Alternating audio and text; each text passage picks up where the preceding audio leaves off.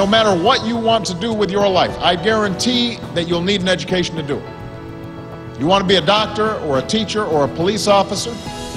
You want to be a nurse or an architect, a lawyer or a member of our military?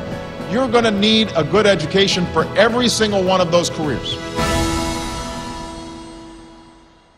The No Child Left Behind Act, enacted in 2002, was intended to be a progressive method to ensure that children were being taught the fundamentals of math, reading, and writing.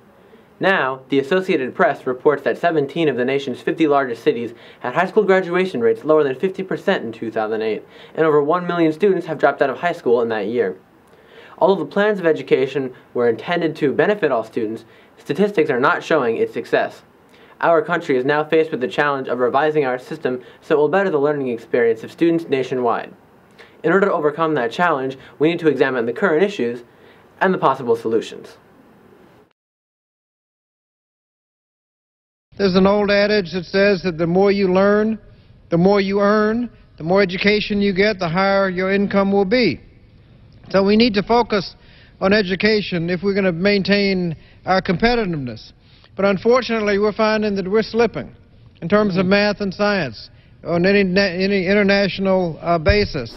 Well, as you know, No Child Left Behind was supposed to be reauthorized in 2007, and it hasn't. So right now, there's a lot of talk about what needs to be done with this legislation. I think when I look back at it, the thing that bothers me the most about it is that it used punishment rather than support to help schools that were not doing well. No child should be left behind should be the philosophy of any teacher in the classroom. However, that being said, every student does learn at different levels of achievement, and we need to take that into account. I do understand the need for a baseline education. However, some of this particular legislation does not take into account what individual students may or may not be able to accomplish. A lot of what we teach is in a cycle, and so they do review it the following year. But if it's a very short time, 1 or 2 days for a skill, and then they're reviewing it every year, there still isn't really any mastery developed for some of the students. And each state, each community, each school has its own atmosphere. And people other than teachers are telling teachers what they think needs to be taught, and instead of allowing the teachers who are professionals to decide, you know, for themselves at times. I think the whole No Child Left Behind really ends up with a whole lot of paperwork and a whole lot of testing. It's more the testing than anything else. And then you got all this data, and how do you collect the data? What do you do with the data? How do you analyze the data?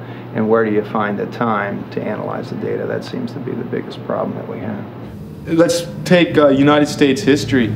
The way things were prior to No Child Left Behind. When I taught U.S. history for 11th graders other than AP, I was teaching American history from the beginning to the end. Apparently someone has decided that that's no longer important. Anything after 1865 is important. The other thing from my perspective right now is that the discussions focusing on the new innovative approaches to education are focusing mostly, when they talk about schools of choice, on the charter schools. And they're forgetting about the legacy that the magnet schools have been working on for the last 40 years as agents of change to ensure that each and every student is successful, not left behind, and that the magnet schools as well need to be part of that conversation. Really, since the 80s and a nation at risk in April of '83, we have been about trying to change education. And we've done a lot, and we've seen success and failure. And what we really have seen most is that we started and created campfires as excellence, as one of my colleagues used to describe it. He said, we build all these little campfires of excellence, but the design of a campfire is that it shouldn't spread. And what we really need is a brush fire. We need something that moves across the system.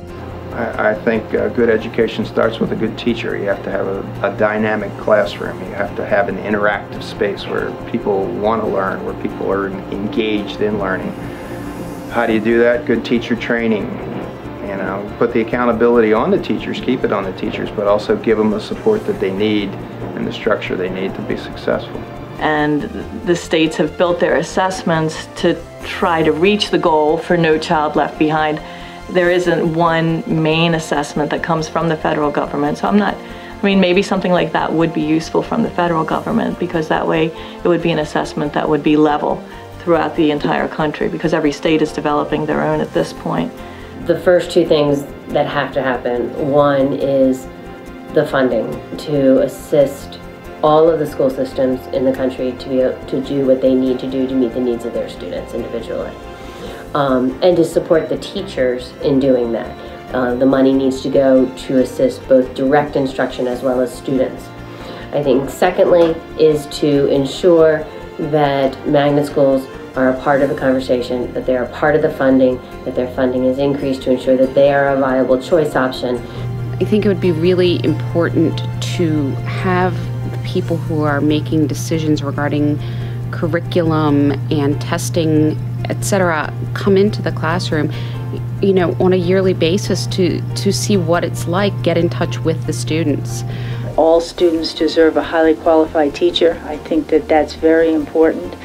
I would put resources in place so that if a school is failing, why are they failing? What do they need? I think that there should be a whole list of resources that are available for local school agencies and states to access from the federal government. If our country can examine these issues and take into consideration these solutions, then we may be able to improve education nationwide. We as a nation have overcome many challenges throughout history, and we are now faced with the challenge of rethinking education.